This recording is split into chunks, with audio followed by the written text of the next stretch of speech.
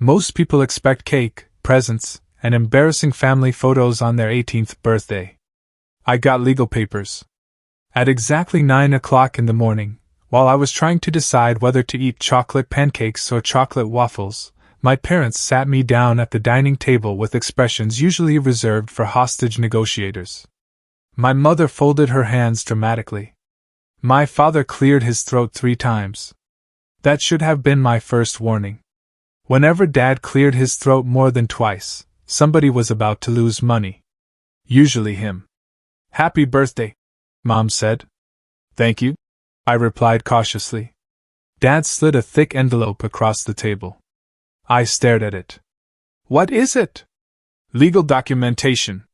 That wasn't the answer anyone wanted to hear on their birthday. I opened the envelope and spent several seconds reading words that made absolutely no sense. Petition. Mental incompetence. Guardianship. Trust administration. I blinked. Then I blinked again. Then I looked up.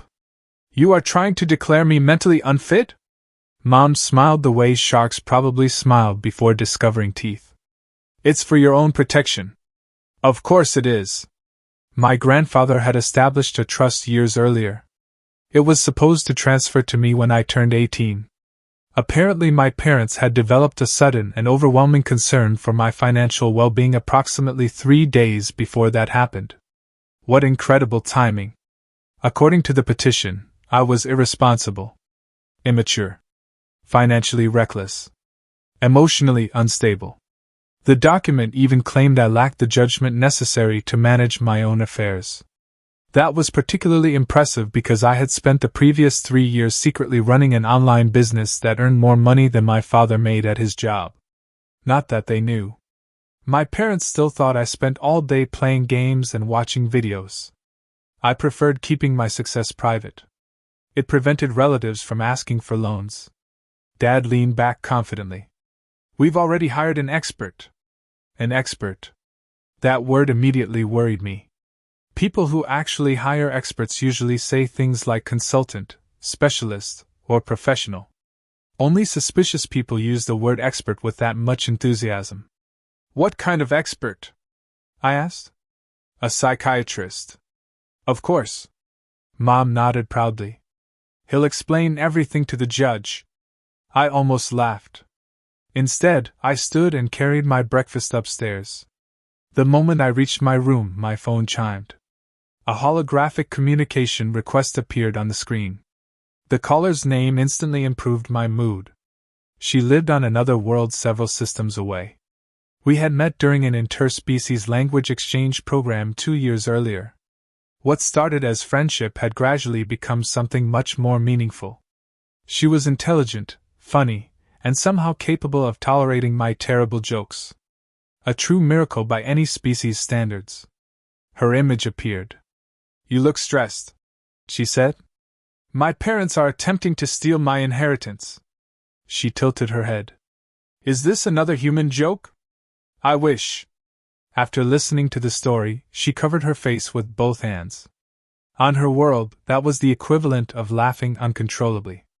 "Your parents are trying to convince a court that you're incapable of managing money?" "Yes." "The same human who helped build a translation software company?" "Also yes." She laughed even harder. The sound made me feel better immediately. Eventually she calmed down. "What will you do?" I looked down at the legal papers. For a moment I felt angry. Then disappointed. Then strangely calm. My entire life, my parents had underestimated me. This was simply their biggest mistake yet. "I'm going to court." "And then?" I smiled. "And then I'm going to let them explain to a judge why they think I'm incompetent." Her eyes brightened. "Oh, this is going to be entertaining." For the first time all morning, I completely agreed. A few weeks later, I stood outside the courthouse. My parents were already there. They looked incredibly confident. Mom was smiling. Dad was practically celebrating. Whatever psychiatrist they had hired must have convinced them victory was guaranteed. As I watched them walk inside, I couldn't help noticing something. People who are about to win usually look happy. People who are about to make fools of themselves look exactly the same. The difference only becomes obvious afterward. And something told me the courtroom was about to learn that lesson the hard way. The courtroom was smaller than I expected. Years of watching legal dramas had convinced me every court hearing took place inside massive rooms filled with dramatic lighting and people gasping every 30 seconds. Reality was much less exciting. At least for the first 10 minutes. My parents sat beside their attorney looking extremely confident.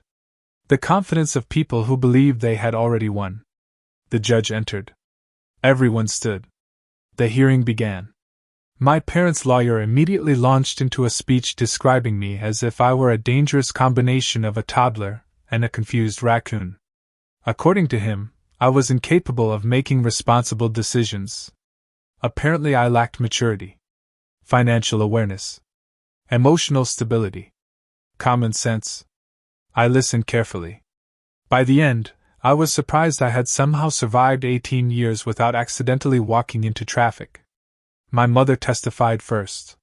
She described several examples of my supposed irresponsibility. One involved me forgetting to take out the trash. Another involved accidentally shrinking a sweater when I was 14.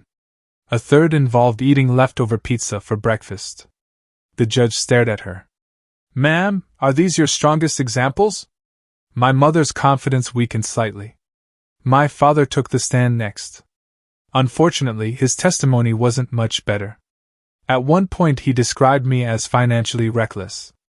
My attorney immediately presented evidence showing Dad had lost thousands of dollars investing in something called crypto hamster coin. The courtroom became very quiet. Dad suddenly found the ceiling fascinating. Then came their star witness, the psychiatrist. The man entered with the confidence of a celebrity arriving at an awards show. He wore a bright suit, expensive sunglasses, and enough cologne to chemically alter the atmosphere. Something felt wrong immediately. Professional mental health experts usually don't look like nightclub magicians. He sat down and smiled confidently. "My evaluation clearly demonstrates the young man suffers from severe cognitive immaturity." The judge nodded. My attorney nodded. The psychiatrist nodded. Everyone seemed impressed. For approximately 3 minutes. Then my attorney stood. "Doctor, where did you complete your psychiatric education?" The psychiatrist smiled proudly. "Mind Wizard Academy." The room became silent. My attorney blinked. "I'm sorry. Could you repeat that?" "Mind Wizard Academy." Several people exchanged confused looks. The judge leaned forward. "Is that an accredited medical institution?" The psychiatrist laughed. "Oh, much more advanced than traditional schools." That answer did not help. My attorney continued. "How long was the program?" 6 weekends. The silence somehow became even louder. One court reporter accidentally snorted. The judge removed his glasses. 6 weekends? Very intensive weekends." I looked at my parents. For the first time all day, they appeared nervous. The attorney wasn't finished. "What medical degree do you hold?" The psychiatrist hesitated.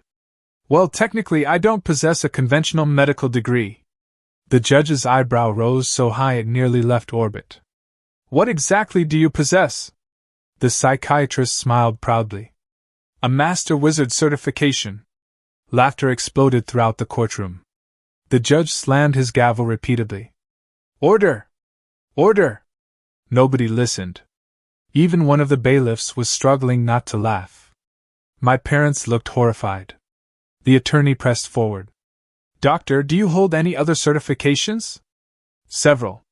"Such as?" "Advanced Aura Accounting." A woman in the audience choked on her coffee. The psychiatrist continued enthusiastically. "And Quantum Mood Detection." The judge stared at him. "What is quantum mood detection?"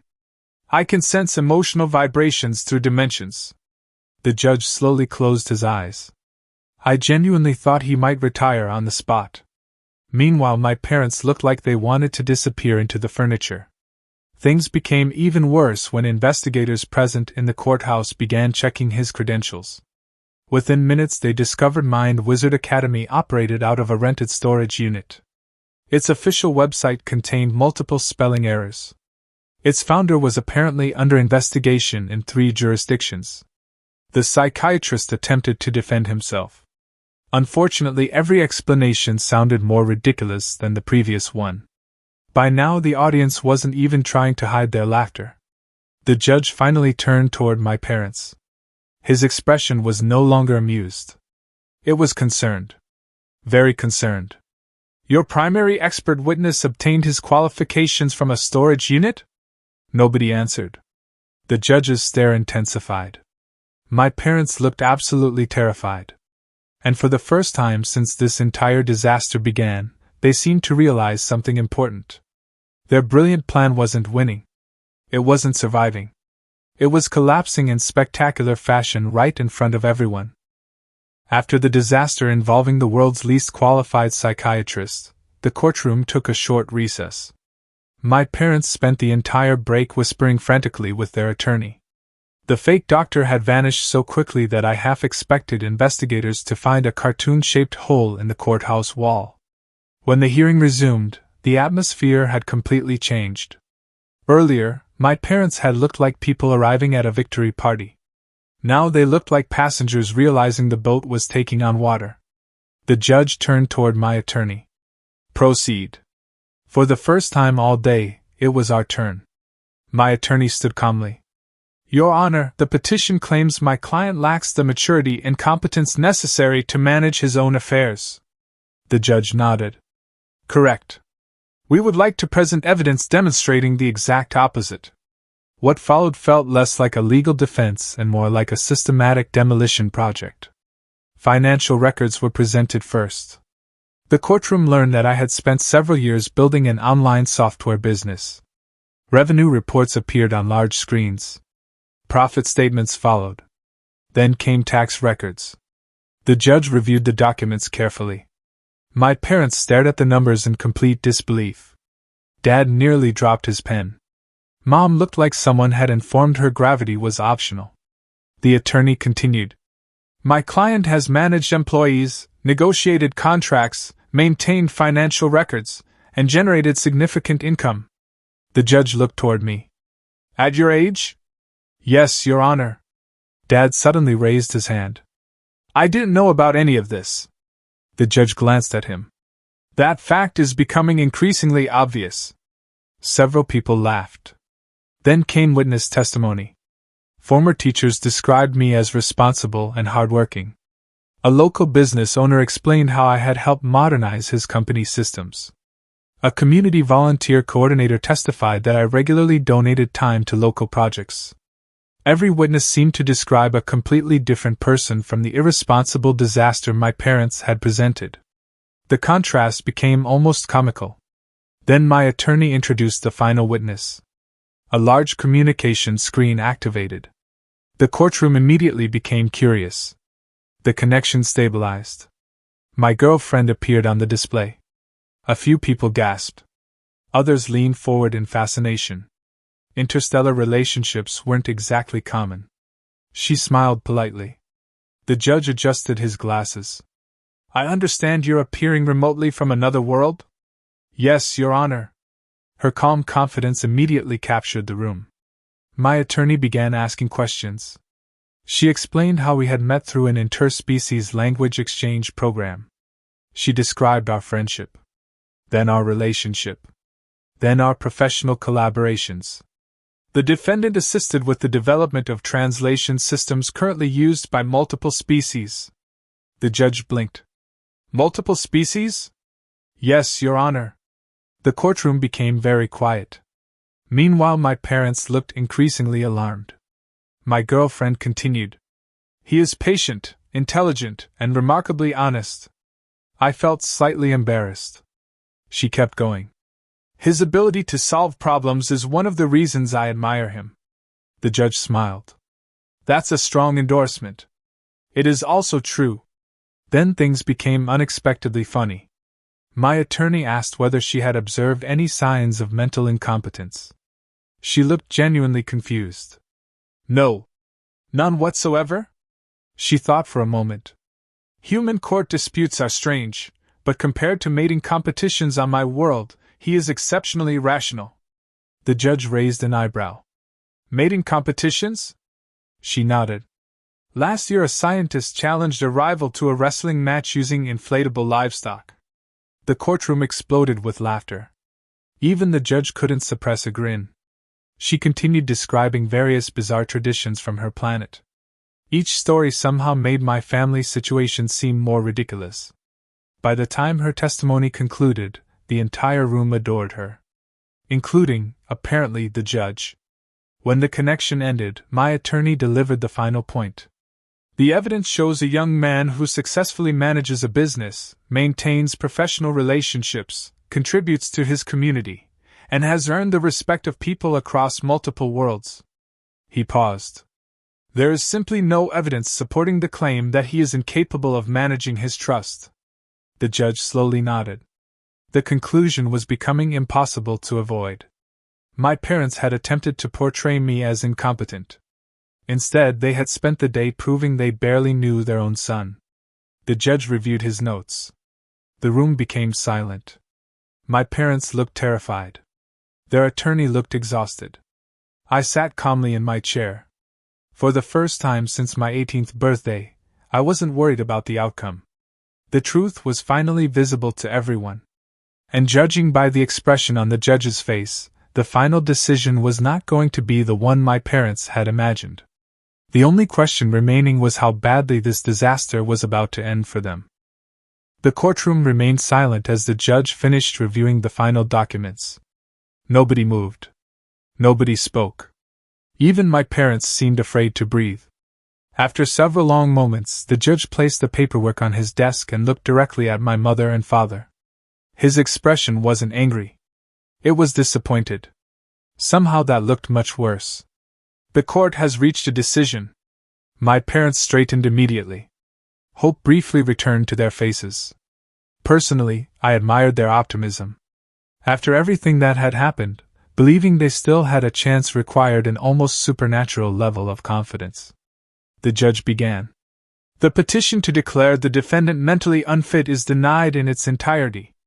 The words echoed through the room. My shoulders relaxed. Across the courtroom, my parents looked like someone had unplugged them. But the judge wasn't finished. Furthermore, the court finds no credible evidence supporting the claims made by the petitioners. The judge turned another page. The court is deeply concerned by the questionable testimony presented during these proceedings. That was legal language for, "What on earth were you people thinking?" A few people in the audience smiled. The judge continued. The individual presented as an expert witness appears to have misrepresented his qualifications. Court officers standing near the rear doors nodded. Apparently the investigation into the fake psychiatrist had moved quickly. Very quickly. Reports suggested that Mind Wizard Academy wasn't recognized by any legitimate educational authority. Its founder had disappeared shortly after receiving several phone calls from investigators. The so-called psychiatrist now had far bigger problems than defending my parents. Then came the moment nobody expected. The judge picked up another document. This court has also reviewed the trust agreement established by the defendant's grandfather. My parents suddenly looked nervous again. Very nervous. The judge adjusted his glasses. There is a special clause contained within the trust. I frowned. Even I didn't know about that. The judge continued reading.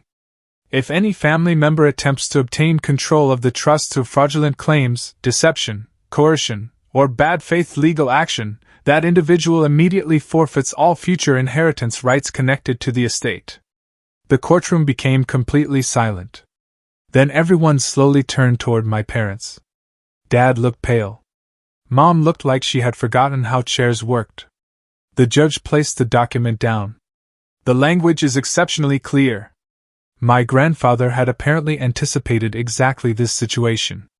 Even from beyond the grave, he was still several steps ahead. The judge delivered the final blow. Therefore, any future inheritance claims by the petitioners are permanently void. For several seconds, nobody spoke. Then a quiet laugh emerged from somewhere in the audience. Another followed. Soon the entire room was buzzing. My parents had spent months trying to steal my trust. Instead, they had managed to lose everything. It was almost impressive. The hearing officially ended. People began gathering their belongings. Court officers approached my parents regarding additional questions connected to the false testimony and suspicious paperwork. Their day was somehow getting worse. As for me, I stepped outside the courthouse feeling lighter than I had in years. My phone immediately chimed. A familiar face appeared on the screen. My girlfriend was practically glowing with excitement. "You won! We won!" Her smile widened. I liked the sound of that. For the next several minutes we talked about the future. With the trust secured and my business continuing to grow, there was finally nothing standing in our way. Plans were made. Travel arrangements were discussed. For the first time, we began seriously organizing our first in-person meeting. Halfway through the conversation, she laughed. "What? I was just thinking about your parents." I groaned. She continued. "They traveled to court expecting treasure and accidentally triggered a trap designed by your grandfather." When she said it like that, it did sound pretty funny. Before I could answer, a loud crash came from the courthouse entrance. We both looked up. The fake psychiatrist had apparently returned to collect forgotten belongings. Unfortunately, he somehow managed to trip over a decorative stand while leaving. Papers flew everywhere.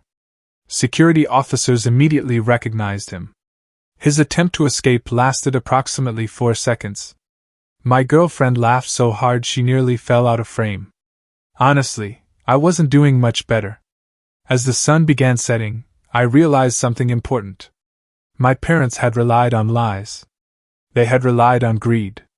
They had relied on manipulation. I had relied on hard work, honesty, and patience. In the end, that made all the difference. Humanity's greatest strength had never been wealth or power. It was the ability to keep moving forward when others expected failure.